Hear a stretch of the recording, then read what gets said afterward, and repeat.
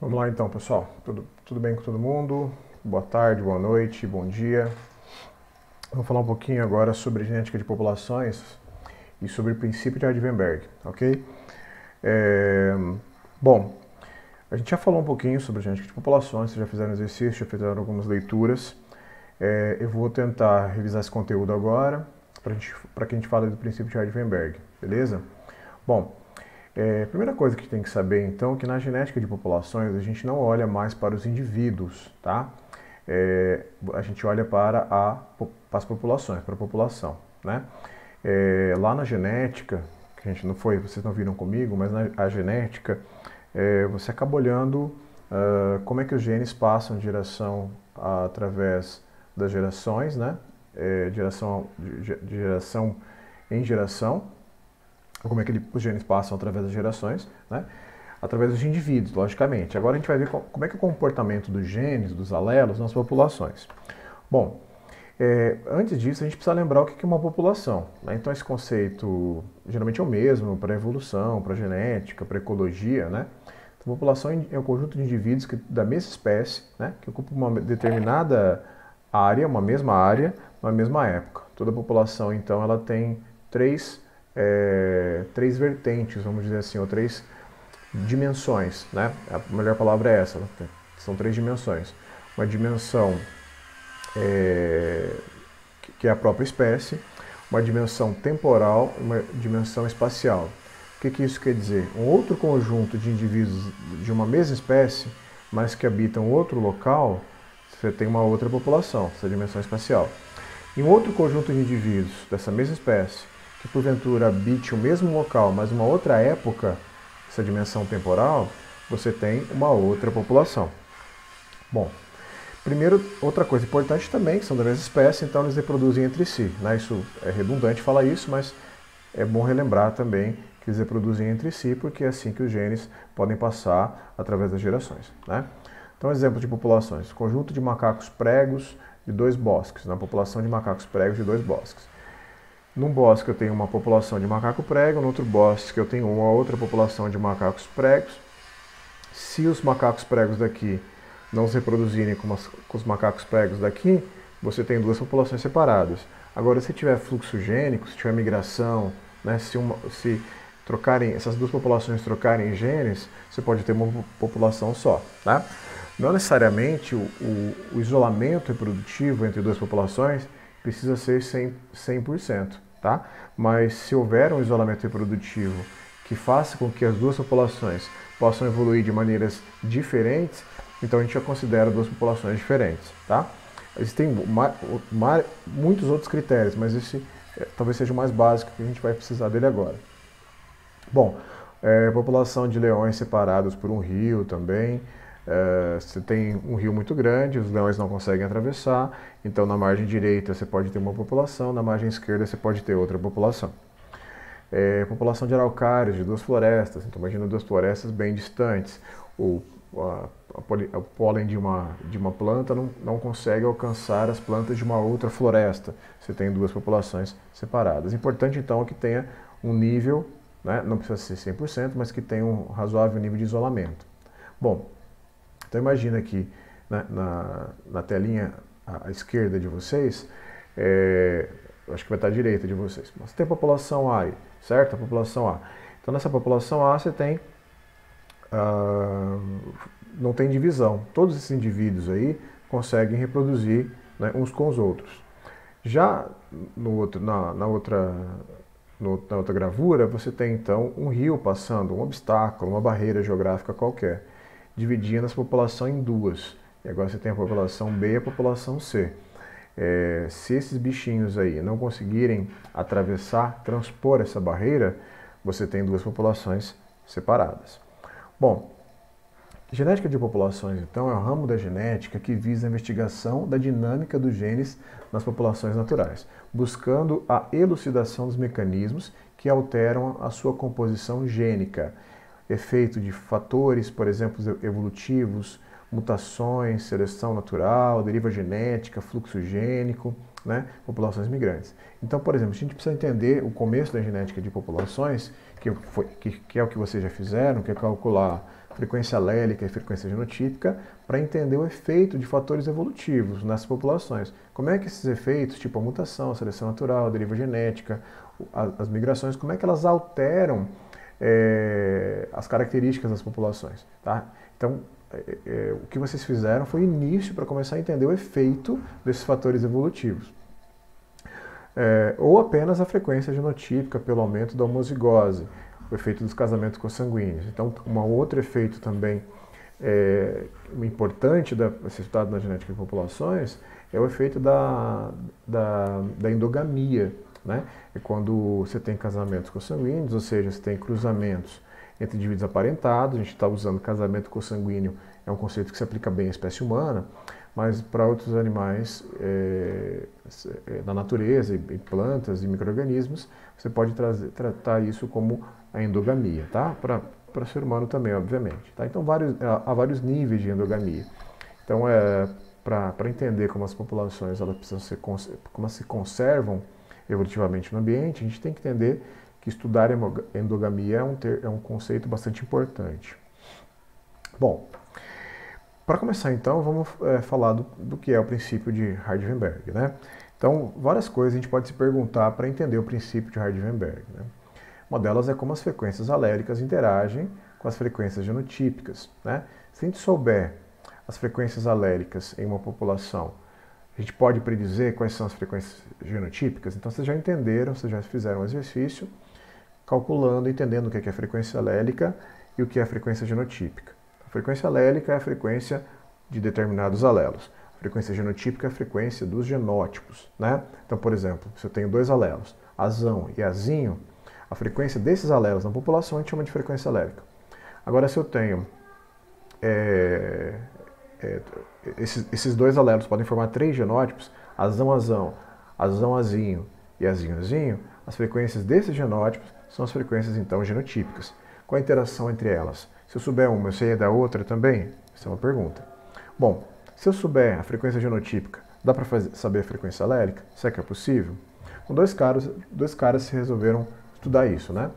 Um foi um matemático, né, inglês, chamado Hardy, que deu a única contribuição para a genética foi para falar um pouquinho de genética de populações. Ele era muito famoso na época, o Hardy, tá? Tem até um filme que ele orienta em nível de doutorado, se eu não me engano, um gênio da matemática de origem, um gênio autodidata da matemática de origem indiana.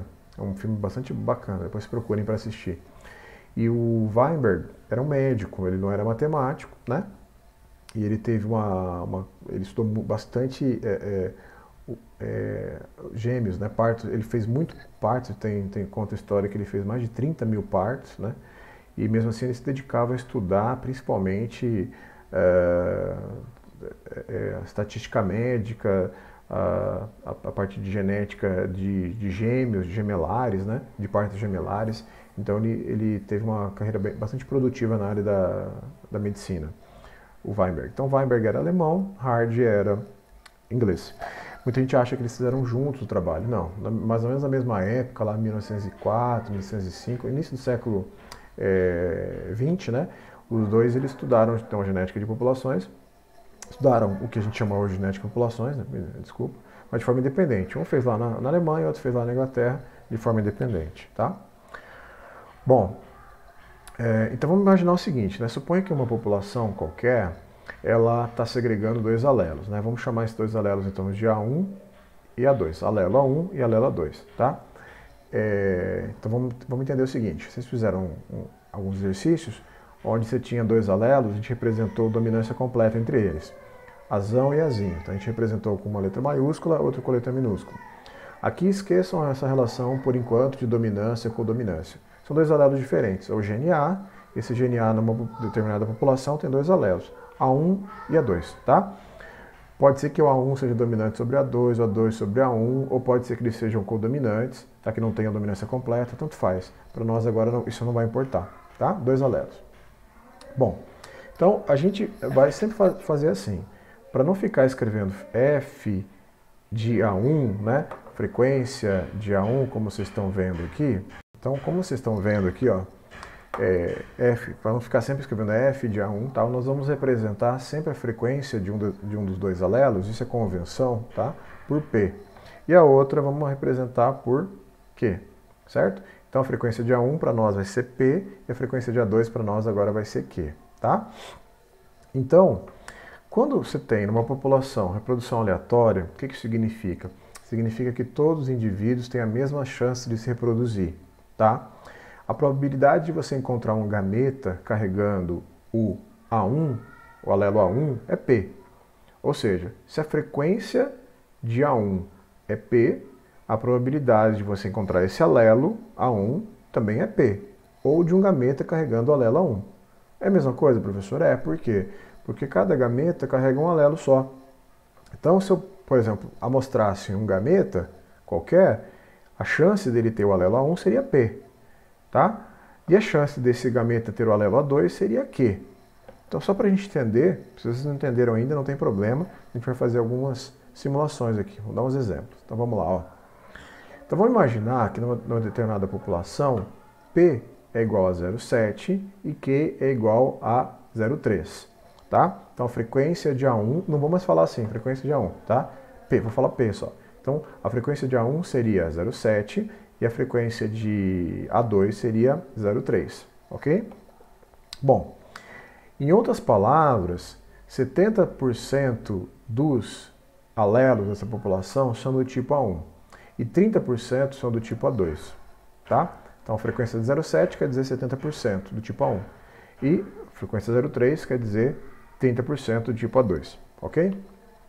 Então imaginar o seguinte, ó.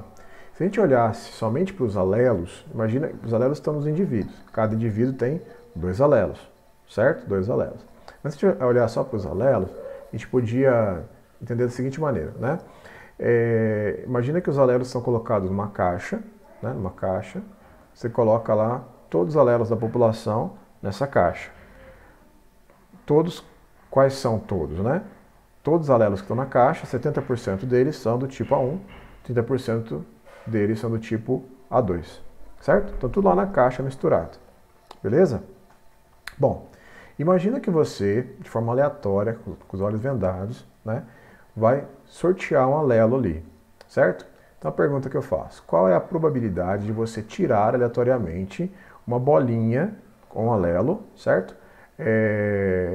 Do tipo A1, beleza? Então imagina agora que a gente está trocando os alelos por bolinhas marcadas nessas bolinhas A1 e A2, né? Então eu tirei, ó. Qual é a chance de eu tirar um alelo do tipo A1? Bom, se 70% dos alelos ali são do tipo A1 e 30% do tipo A2, ou 70% das bolinhas são A1 e 30% do tipo A2, obviamente você tem mais chance de tirar bolinhas A1, né? Mas qual é essa chance, qual é essa probabilidade? É igual à frequência ou a porcentagem de A1 que tem lá, 70%, ou 0,7. Isso é P. Então essa probabilidade, P, de tirar bolinhas do tipo A1 é 0,7. Certo? Bom, se a pergunta fosse feita, então, para A2, qual é a chance de tirar uma bolinha A2? Você teria, então, 0,3 ou 30%. Certo? Então, imagina que aleatoriamente, de olhos fechados, eu pego uma bolinha qualquer. Qual é a chance dessa bolinha ser A1? 70%. Olha, faço isso de novo. Qual é a chance dessa bolinha ser A2? 30%. Vamos usar 0,7 e 0,3, tá? Agora, vamos entender o seguinte. Qual a probabilidade de você tirar aleatoriamente duas bolinhas do tipo A1? Da seguinte maneira, ó. Eu tiro, são eventos dependentes, tá? Eu quero tirar uma bolinha, depois eu vou tirar outra. Então eu quero tirar duas bolinhas A1 seguidas, certo? Então vamos lá. Tirar uma bolinha A1, tirar outra bolinha A1. Qual é a chance disso acontecer? Simples, agora eu vou aplicar a regra do E. Como assim? Eu quero a primeira bolinha A1 e a segunda bolinha A1. Qual é a chance de tirar a primeira bolinha A1? Qual a probabilidade de tirar a primeira bolinha A1? 0,7. Qual a probabilidade de tirar a segunda bolinha A1 também? 0,7. Certo? Imagina que assim, professor, mas você tirou a bolinha A1, ficou com menos bolinha 1 lá, mas imagina que tem tanta bolinha 1 que não vai fazer diferença, ou que você tira e devolve, tá? Tanto faz. Então, o fato de ter saído a primeira 1 não influencia no fato da segunda ser a 1 também. Então, galera, aplica-se a regra do E, ou seja, 0,7 no primeiro evento e 0,7 no segundo. Quando você tem a regra do E, você multiplica, tá? Então 0,7 vezes 0,7. Isso vai dar então 0,49. Então a chance de você tirar duas bolinhas A1 seguidas, tá? É 0,49, ou seja, 49% de chance. Beleza? De novo, vamos lá. E se você quiser saber a probabilidade de você tirar duas bolinhas do tipo A2? A primeira A2 e a segunda A2 também. A primeira A2 e a segunda A2 também. Qual que é essa probabilidade? Bom, você também aplica a regra do E. 0,3 da primeira bolinha A2, 0,3 da segunda bolinha A2, certo? Então você tem a chance de 0,09 ou 9%, tá? De tirar duas bolinhas. Então tirar uma só, 0,3. Tirar duas de forma seguida, né? De forma consecutiva, 2 a 2, seria 0,3 e 0,3. Bom, e agora um pouquinho mais complicado. Se eu quiser tirar uma bolinha A1 e uma bolinha A2, e a ordem não importa, pode ser primeira A2, segunda A1, pode ser a primeira A1, segunda A2, tanto faz. A1, A2 pode ser, ou pode ser A2, A1, tanto faz.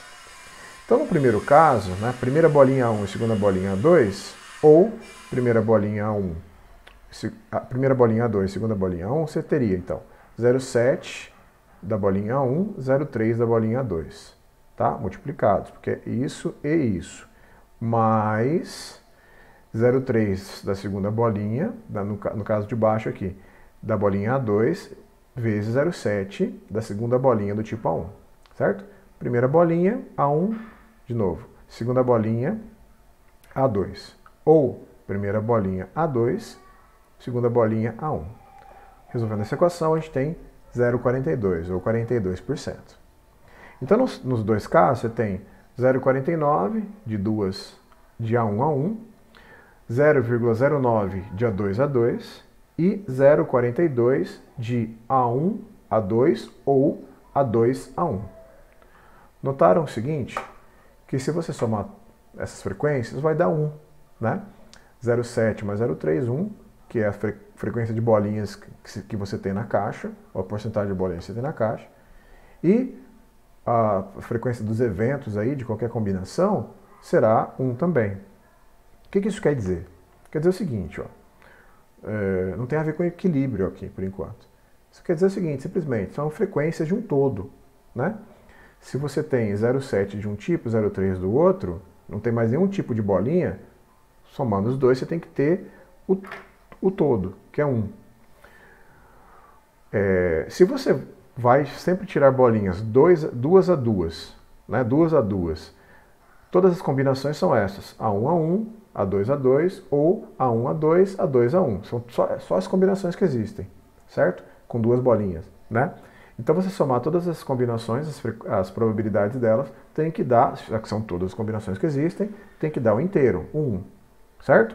Então, na verdade, isso aqui são frequências para o todo, para 1, ok? Bom, o mesmo princípio, então, aplica-se aos gametas nas populações. Como assim? Imagina que você tem uma caixinha de gametas, ou que as populações, né? Uma população é uma caixinha de gametas, certo? E os gametas vão se encontrar sempre 2 a 2 para formar a próxima geração, se isso for de forma aleatória, tá? Então imagina que eles se encontram 2 a 2 para formar a próxima geração, de forma aleatória, tá?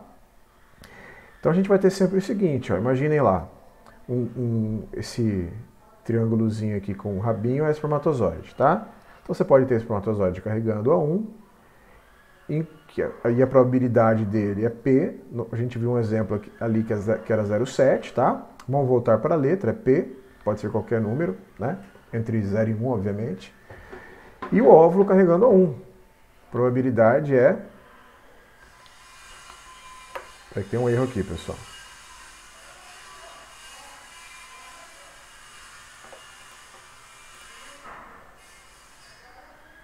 Ah, não, tá certo. Então você tem um espermatozoide, esse triângulozinho.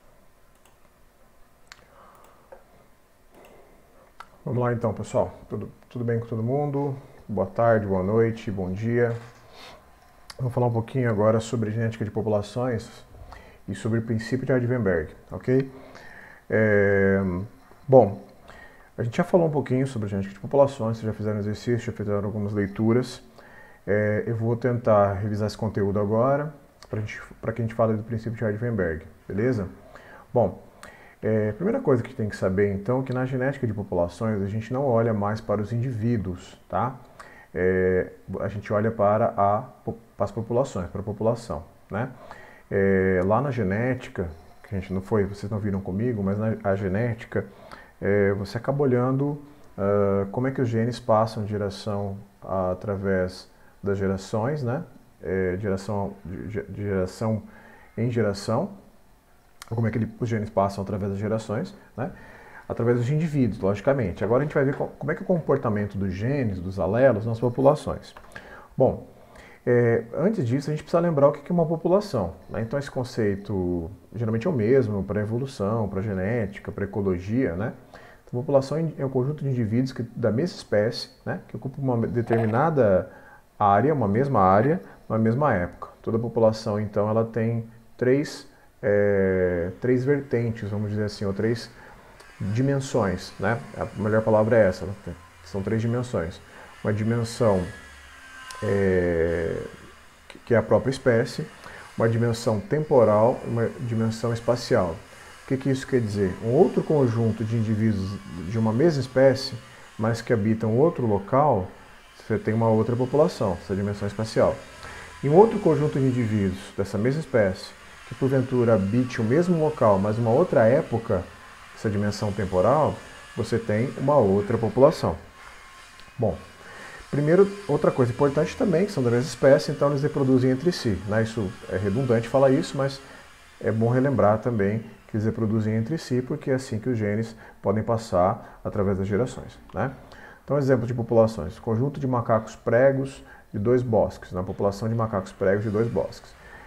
Num bosque eu tenho uma população de macaco prego, no outro bosque eu tenho uma outra população de macacos pregos. Se os macacos pregos daqui não se reproduzirem com os macacos pregos daqui, você tem 2 populações separadas.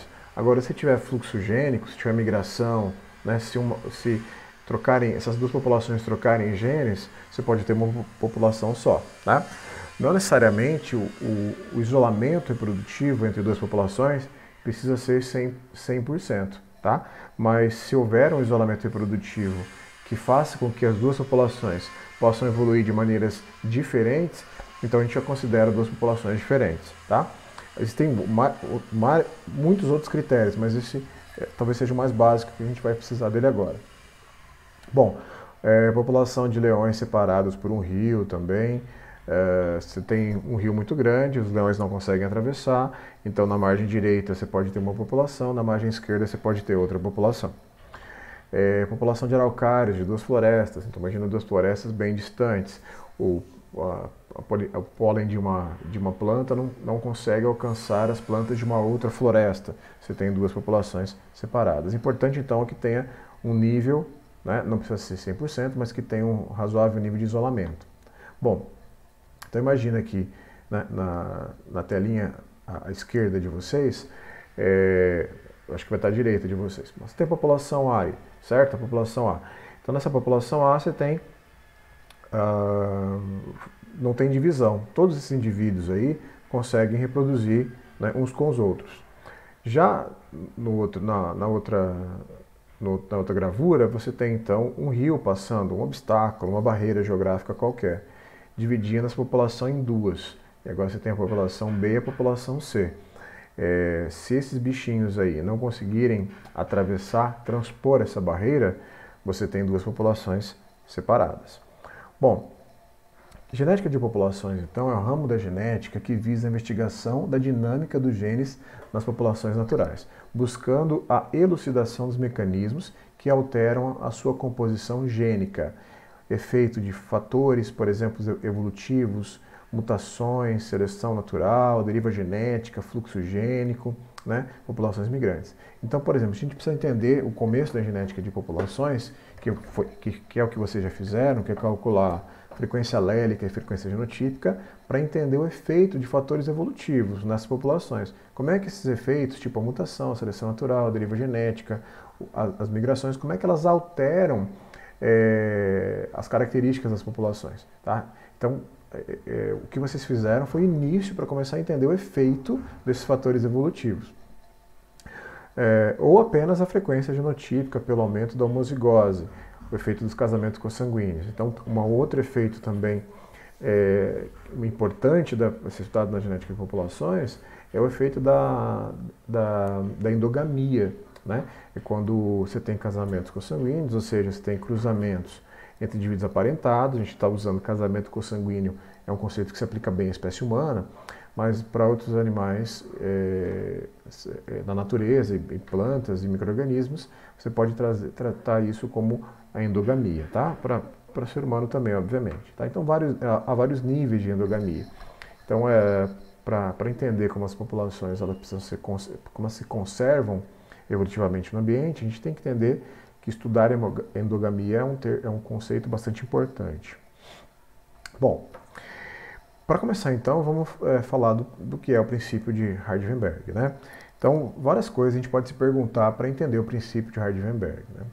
Uma delas é como as frequências alélicas interagem com as frequências genotípicas, né? Se a gente souber as frequências alélicas em uma população, a gente pode predizer quais são as frequências genotípicas. Então, vocês já entenderam, vocês já fizeram um exercício calculando, entendendo o que é a frequência alélica e o que é a frequência genotípica. A frequência alélica é a frequência de determinados alelos. A frequência genotípica é a frequência dos genótipos, né? Então, por exemplo, se eu tenho dois alelos, azão e azinho, a frequência desses alelos na população a gente chama de frequência alélica. Agora, se eu tenho esses dois alelos podem formar três genótipos, azão-azão, azão-azinho e azinho-azinho, as frequências desses genótipos são as frequências, então, genotípicas. Qual a interação entre elas? Se eu souber uma, eu sei da outra também? Essa é uma pergunta. Bom, se eu souber a frequência genotípica, dá para saber a frequência alélica? Será que é possível? Com dois caras se resolveram estudar isso, né? Um foi um matemático, né, inglês, chamado Hardy, que deu a única contribuição para a genética foi para falar um pouquinho de genética de populações. Ele era muito famoso na época, o Hardy, tá? Tem até um filme que ele orienta em nível de doutorado, se eu não me engano, um gênio da matemática de origem, um gênio autodidata da matemática de origem indiana. É um filme bastante bacana, depois procurem para assistir. E o Weinberg era um médico, ele não era matemático, né? E ele teve ele estudou bastante gêmeos, né? Partos. Ele fez muito partos, conta a história que ele fez mais de 30 mil partos, né? E mesmo assim ele se dedicava a estudar principalmente a estatística médica, a parte de genética de gêmeos, de gemelares, né? De partos gemelares. Então ele teve uma carreira bastante produtiva na área da medicina, o Weinberg. Então Weinberg era alemão, Hardy era inglês. Muita gente acha que eles fizeram juntos o trabalho. Não, mais ou menos na mesma época, lá 1904, 1905, início do século XX, né? Os dois eles estudaram então a genética de populações, estudaram o que a gente chama hoje de genética de populações, né? Desculpa, mas de forma independente. Um fez lá na Alemanha, outro fez lá na Inglaterra, de forma independente, tá? Bom, então vamos imaginar o seguinte, né? Suponha que uma população qualquer, ela está segregando dois alelos, né? Vamos chamar esses dois alelos então de A1 e A2, alelo A1 e alelo A2, tá? Então vamos entender o seguinte, vocês fizeram alguns exercícios onde você tinha dois alelos, a gente representou dominância completa entre eles. Azão e azinho. Então a gente representou com uma letra maiúscula, outra com letra minúscula. Aqui esqueçam essa relação, por enquanto, de dominância com dominância. São dois alelos diferentes. O gene A, esse gene A numa determinada população tem dois alelos, A1 e A2, tá? Pode ser que o A1 seja dominante sobre A2, o A2 sobre A1, ou pode ser que eles sejam codominantes, tá? Que não tenham dominância completa, tanto faz. Para nós agora isso não vai importar, tá? Dois alelos. Bom, então a gente vai sempre fazer assim, para não ficar escrevendo F de A1, né? Frequência de A1, como vocês estão vendo aqui. Espera aí, só um minutinho, deixa eu mudar uma coisa aqui.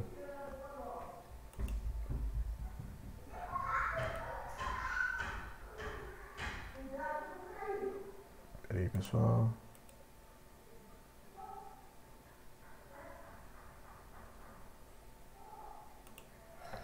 Tá, só para ficar aqui. Então, como vocês estão vendo aqui, ó, F, para não ficar sempre escrevendo F de A1, tá, nós vamos representar sempre a frequência de um dos dois alelos, isso é convenção, tá, por P. E a outra vamos representar por Q, certo? Então a frequência de A1 para nós vai ser P e a frequência de A2 para nós agora vai ser Q, tá? Então, quando você tem numa população reprodução aleatória, o que isso significa? Significa que todos os indivíduos têm a mesma chance de se reproduzir, tá? A probabilidade de você encontrar um gameta carregando o A1, o alelo A1, é P. Ou seja, se a frequência de A1 é P, a probabilidade de você encontrar esse alelo A1 também é P. Ou de um gameta carregando o alelo A1. É a mesma coisa, professor? É, por quê? Porque cada gameta carrega um alelo só. Então, se eu, por exemplo, amostrasse um gameta qualquer, a chance dele ter o alelo A1 seria P. Tá? E a chance desse gameta ter o alelo A2 seria Q. Então, só para a gente entender, se vocês não entenderam ainda, não tem problema, a gente vai fazer algumas simulações aqui, vou dar uns exemplos. Então, vamos lá. Ó. Então, vamos imaginar que numa determinada população, P é igual a 0,7 e Q é igual a 0,3. Tá? Então, a frequência de A1, não vou mais falar assim, frequência de A1, tá? P, vou falar P só. Então, a frequência de A1 seria 0,7 e a frequência de A2 seria 0,3, ok? Bom, em outras palavras, 70% dos alelos dessa população são do tipo A1 e 30% são do tipo A2, tá? Então a frequência de 0,7 quer dizer 70% do tipo A1 e a frequência 0,3 quer dizer 30% do tipo A2, ok? Então imaginar o seguinte, ó. Se a gente olhasse somente para os alelos, imagina que os alelos estão nos indivíduos. Cada indivíduo tem dois alelos, certo? Dois alelos. Mas se a gente olhar só para os alelos, a gente podia entender da seguinte maneira, né? Imagina que os alelos são colocados numa caixa, né? Numa caixa. Você coloca lá todos os alelos da população nessa caixa. Todos, quais são todos, né? Todos os alelos que estão na caixa, 70% deles são do tipo A1, 30% deles são do tipo A2, certo? Então tudo lá na caixa misturado, beleza? Bom, imagina que você, de forma aleatória, com os olhos vendados, né, vai sortear um alelo ali, certo? Então a pergunta que eu faço, qual é a probabilidade de você tirar aleatoriamente uma bolinha com um alelo, certo? Do tipo A1, beleza? Então imagina agora que a gente está trocando os alelos por bolinhas marcadas nessas bolinhas A1 e A2, né? Então eu tirei, ó. Qual é a chance de eu tirar um alelo do tipo A1? Bom, se 70% dos alelos ali são do tipo A1 e 30% do tipo A2, ou 70% das bolinhas são A1 e 30% do tipo A2, obviamente você tem mais chance de tirar bolinhas A1, né? Mas qual é essa chance, qual é essa probabilidade? É igual à frequência ou a porcentagem de A1 que tem lá, 70%, ou 0,7. Isso é P. Então essa probabilidade, P, de tirar bolinhas do tipo A1 é 0,7. Certo? Bom, se a pergunta fosse feita, então, para A2, qual é a chance de tirar uma bolinha A2? Você teria, então, 0,3 ou 30%. Certo? Então, imagina que aleatoriamente, de olhos fechados, eu pego uma bolinha qualquer. Qual é a chance dessa bolinha ser A1? 70%. Olha, faço isso de novo. Qual é a chance dessa bolinha ser A2? 30%. Vamos usar 0,7 e 0,3, tá? Agora, vamos entender o seguinte, qual a probabilidade de você tirar aleatoriamente duas bolinhas do tipo A1? Da seguinte maneira, ó, eu tiro, são eventos dependentes, tá? Eu quero tirar uma bolinha, depois eu vou tirar outra. Então eu quero tirar duas bolinhas A1 seguidas, certo? Então vamos lá. Tirar uma bolinha A1, tirar outra bolinha A1. Qual é a chance disso acontecer? Simples, agora eu vou aplicar a regra do E. Como assim? Eu quero a primeira bolinha A1 e a segunda bolinha A1. Qual é a chance de tirar a primeira bolinha A1? Qual a probabilidade de tirar a primeira bolinha A1? 0,7. Qual a probabilidade de tirar a segunda bolinha A1 também? 0,7. Certo? Imagina que assim, professor, mas você tirou uma bolinha A1, ficou com menos bolinha A1 lá. Mas imagina que tem tanta bolinha A1 que não vai fazer diferença. Ou que você tira e devolve, tá? Tanto faz. Então, o fato de ter saído a primeira A1 não influencia no fato da segunda ser A1 também. Então, galera, aplica-se a regra do E. Ou seja, 0,7 no primeiro evento e 0,7 no segundo. Quando você tem a regra do E, você multiplica, tá? Então, 0,7 vezes 0,7. Isso vai dar, então, 0,49. Então, a chance de você tirar duas bolinhas A1 seguidas, tá? É 0,49. Ou seja, 49% de chance. Beleza? De novo, vamos lá. E se você quiser saber a probabilidade de você tirar duas bolinhas do tipo A2? A primeira A2 e a segunda A2 também. Primeira A2 e a segunda A2 também. Qual que é essa probabilidade? Bom, você também aplica a regra do E. 0,3 da primeira bolinha A2, 0,3 da segunda bolinha A2. Certo? Então você tem a chance de 0,09 ou 9%, tá? De tirar duas bolinhas. Então tirar uma só, 0,3. Tirar duas de forma seguida, né? De forma consecutiva, 2 A2, seria 0,3 e 0,3.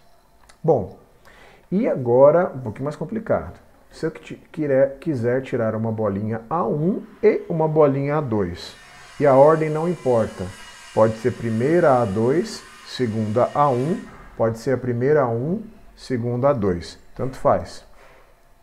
A1, A2, pode ser, ou pode ser A2, A1, tanto faz.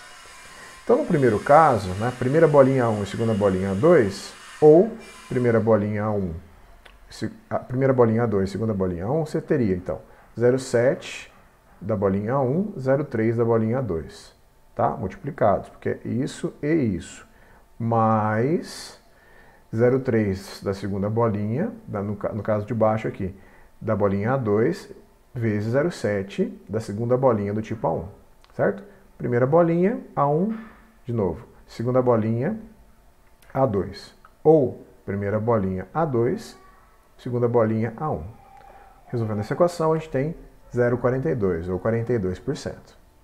Então, nos dois casos, você tem 0,49 de A1 a 1, 0,09 de A2 a 2 e 0,42 de A1 a 2 ou A2 a 1. Notaram o seguinte? Que se você somar essas frequências, vai dar 1, né? 0,7 mais 0,3, 1, que é a frequência de bolinhas que você tem na caixa, ou a porcentagem de bolinhas que você tem na caixa, e a frequência dos eventos aí, de qualquer combinação, será 1 também. O que isso quer dizer? Quer dizer o seguinte, ó, não tem a ver com equilíbrio aqui, por enquanto. Isso quer dizer o seguinte, simplesmente, são frequências de um todo, né? Se você tem 0,7 de um tipo, 0,3 do outro, não tem mais nenhum tipo de bolinha, somando os dois você tem que ter o todo, que é 1.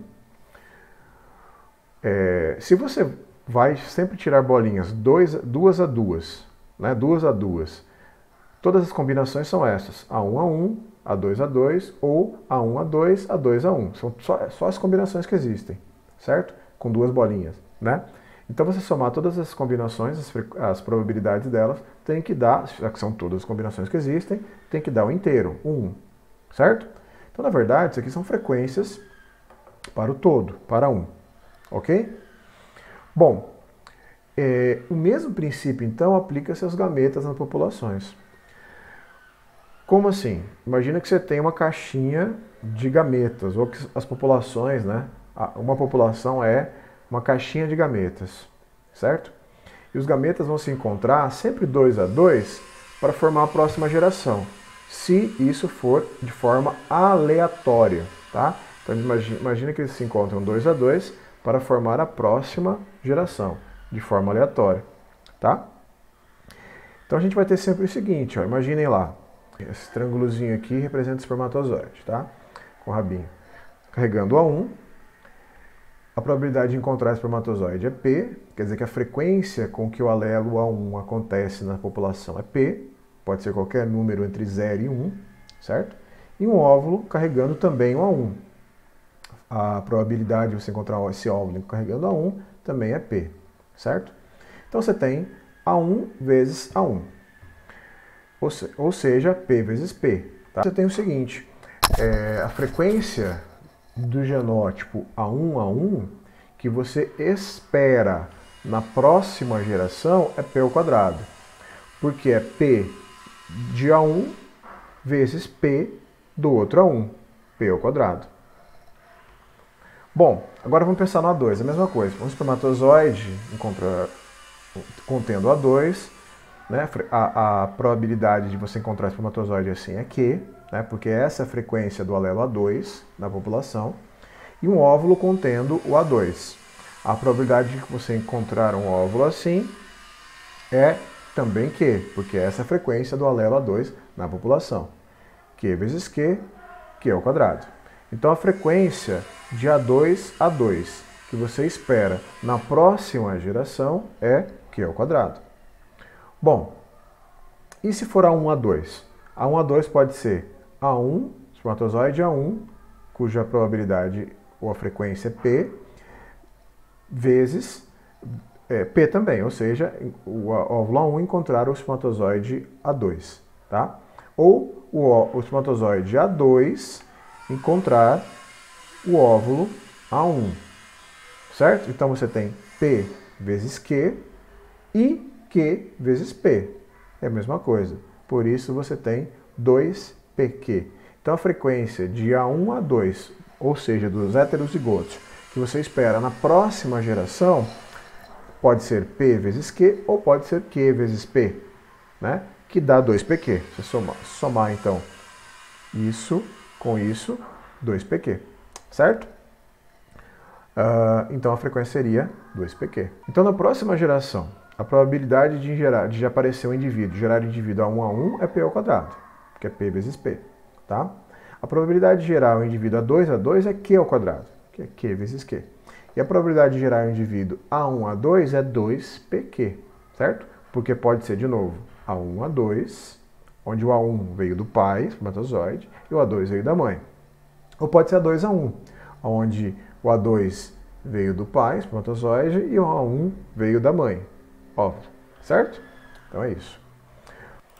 Então na próxima geração você espera que a frequência do A1 a 1 seja P ao quadrado, a frequência do A1 a 2 seja 2PQ e a frequência do A2 a 2 seja Q ao quadrado. É isso que você espera então para a próxima geração, ok? Bom, então sempre você vai ter essa relação continua. P mais Q será 1 sempre, P ao quadrado mais 2PQ mais Q ao quadrado também será 1, ok? Bom, quando que isso acontece? Quando que você pode, então, nota o que vocês fizeram aqui, né, pessoal? Naquele exercício que eu dei para vocês, vocês inferiram a frequência genotípica, que seria essa aqui, a partir dos dados da população. Então, o exercício te falava lá, tem tantos indivíduos do tipo A1 a 1, ou azão azinho, tanto faz. Ou seja, você sabia qual era o número de indivíduos com aquele determinado genótipo, tá? E aí você fazia lá simplesmente um cálculo de frequência, né? O número de indivíduos com aquele genótipo pelo número de indivíduos total, e você tinha então a frequência. Aqui você vai calcular qual será a frequência numa próxima geração, se você tem P e Q. Se você tem P, você terá Q também, lógico, né? Então, se você tem a frequência alélica, você consegue, então, saber qual será a frequência genotípica na próxima geração. Ah, mas não posso saber qual que é a frequência genotípica nessa população também, professor? Sim, se essa população foi formada por reprodução aleatória a partir da população passada também, tá? Então, você consegue saber qual é a frequência nessa população. Bom, pessoal, então é o seguinte, também se a gente pegar P mais Q, né, que é igual a 1, e elevar ao quadrado, P mais Q ao quadrado, então se a gente expandir essa expressão binomial, a gente também vai ter P ao quadrado mais 2PQ mais Q ao quadrado, né? Então você tem P mais Q ao quadrado, que seriam as frequências alélicas, e isso aqui expressaria a relação entre as frequências genotípicas, tá? P ao quadrado mais 2PQ mais Q ao quadrado. Bom, quando que isso acontece, né? Quais são as premissas para que isso aconteça numa população natural? E é assim que a gente consegue estudar, então, os fatores evolutivos, né? Então, vai acontecer numa população diploide, né? Vai acontecer quando a reprodução é sexuada, vai acontecer quando não há sobreposição de gerações, uma geração inteira está aqui agora, eu estudo ela, todo mundo ali se reproduz, aí eu vou estudar a próxima geração, todos dessa próxima geração, nenhum dessa próxima geração estava vivo quando você fez esse primeiro estudo, tá? Então você tem, não há sobreposição de gerações.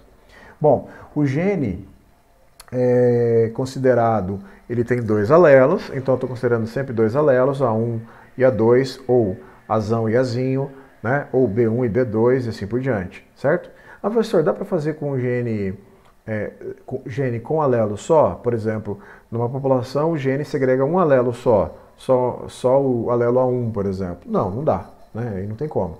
Dá para fazer quando a população segrega 3 alelos, como é o caso do sistema BO, onde você tem o alelo isão A, isão B e izinho, são 3 alelos? Dá também, é um pouquinho mais complicado. E a gente usa uma outra letra, que é a letra R, tá? Nós não vamos entrar no caso de polimorfismo de 3 alelos, sempre 2, certo?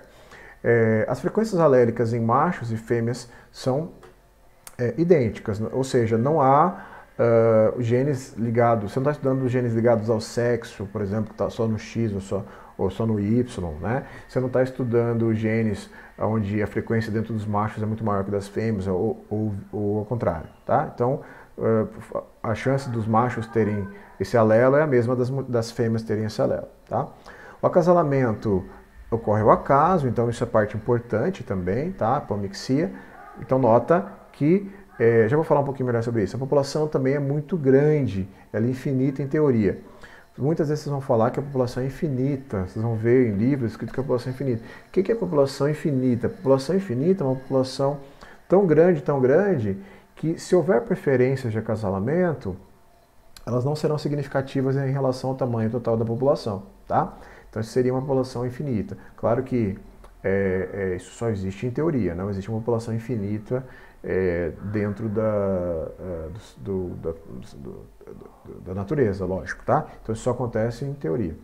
Bom, não está tendo, né, ou você pode ignorar, porque a população é tão grande, ela é infinita, você consegue ignorar os cruzamentos que não são acaso, portanto você ignora também a seleção natural, certo? Seleção natural.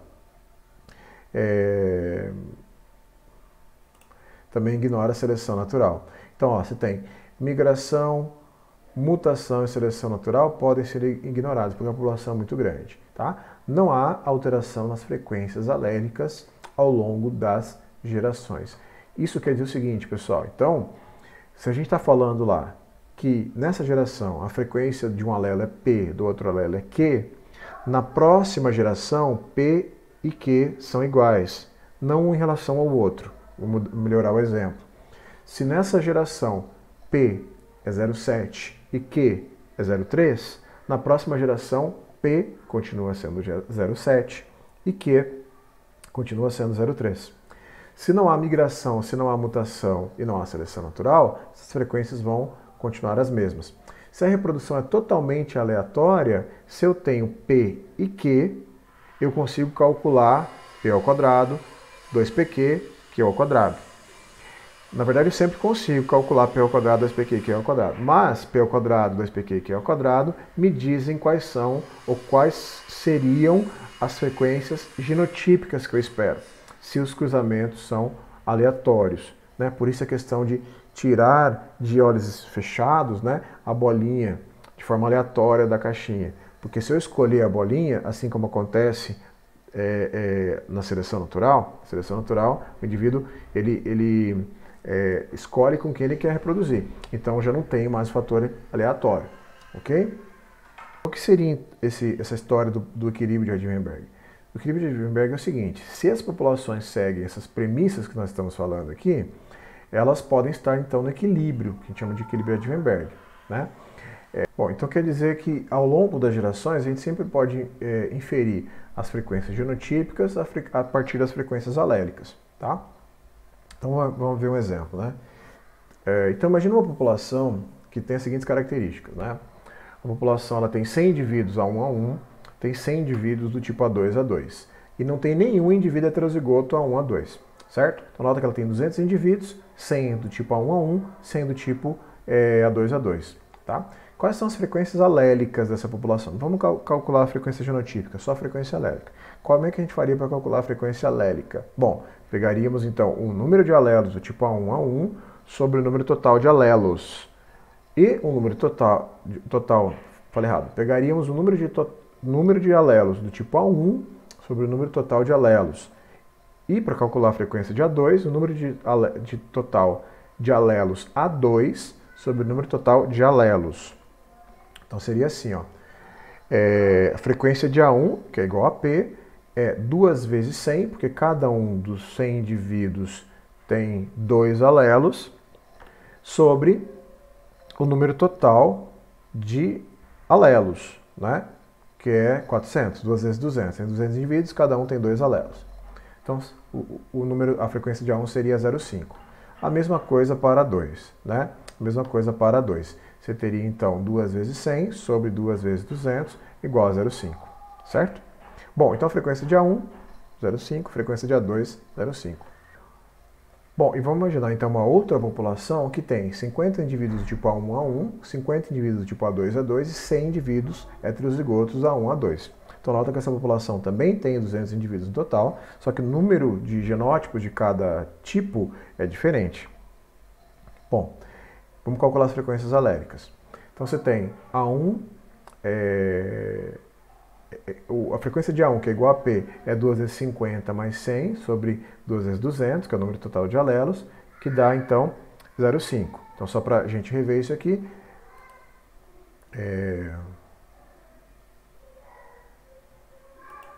então só para a gente rever isso aqui, a gente tem 2 vezes 50, então cada um dos 50 indivíduos A1 a 1 tem 2 alelos A1, e mais 100, porque cada um dos 100 indivíduos A1 a 2 tem 100 alelos do tipo A1.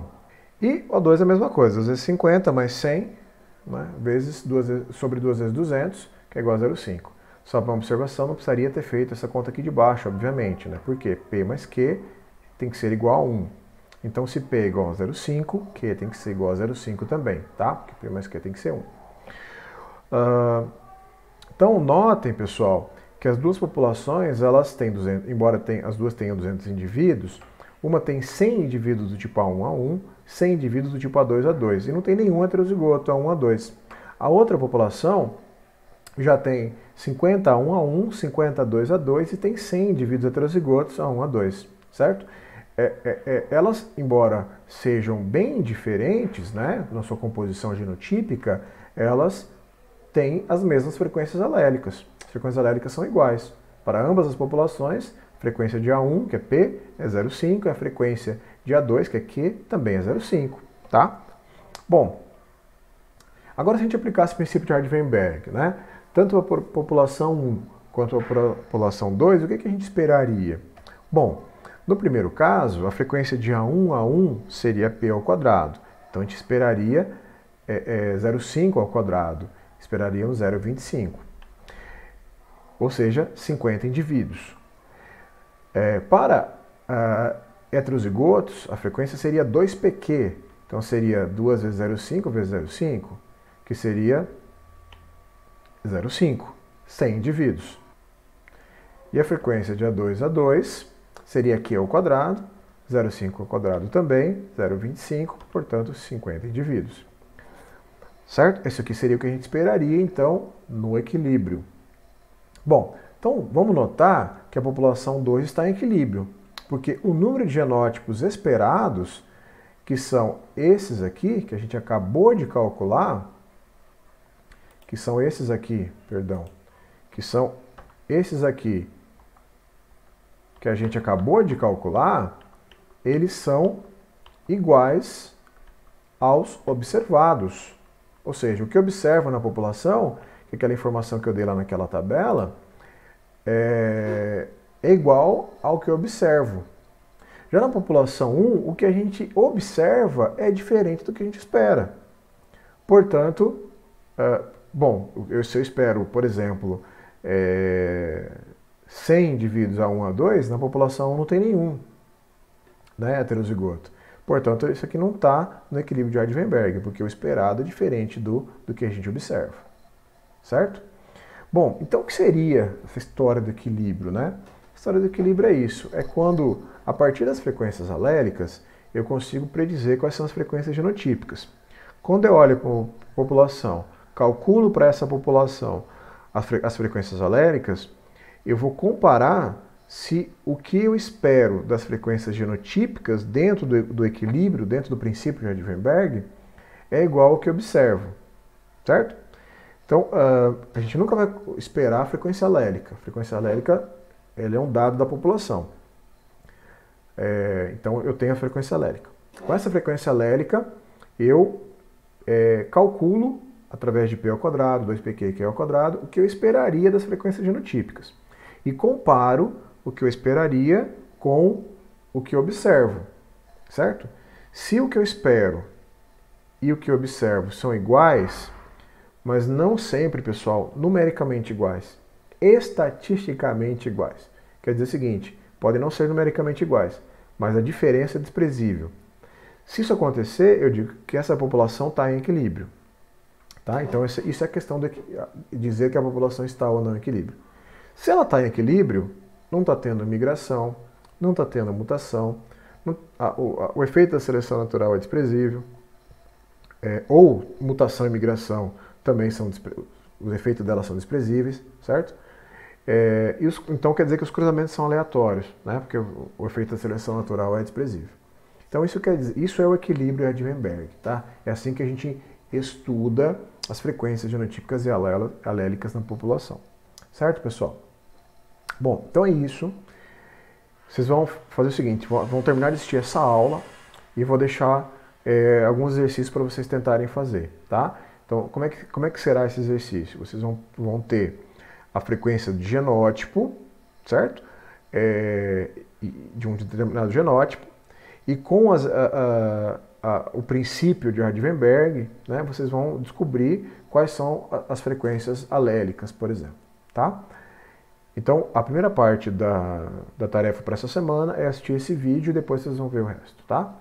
É isso aí, abraço todo mundo, valeu!